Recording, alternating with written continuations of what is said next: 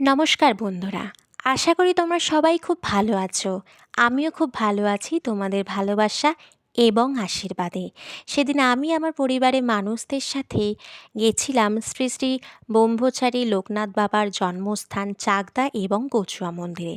চাকদা এবং কচুয়া কোনটি বাবার আসল জন্মস্থান সেটা নিয়ে আজও আমাদের মধ্যে মতবিরোধ রয়েছে। প্রথমেই গেছিলাম চাকদা মন্দিরে। চাকদা মন্দিরটি সাদা পাথর দিয়ে পুরোটাই তৈরি। নিচে একতলায় রয়েছে বাবা লোকনাথের বড় মূর্তি, আর ওপরে রয়েছে আরও দেবদেবীদের ছোট ছোট মন্দির।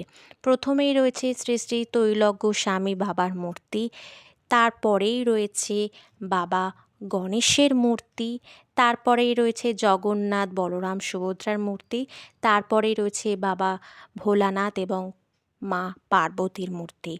পুরো মন্দিরটা ভীষণ সুন্দর, ঘুরে দেখতে ভীষণ ভালো লাগবে।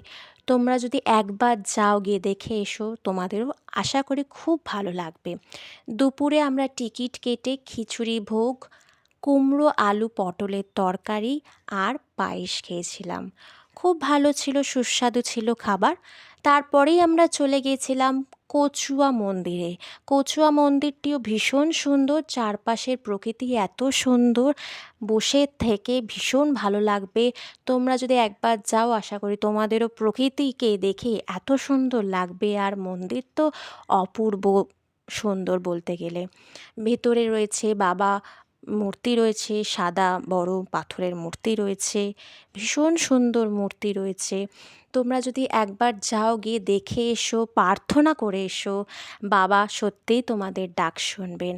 বাবা লোকনাথ ভীষণ জাগ্রত, আমাদের প্রত্যেকের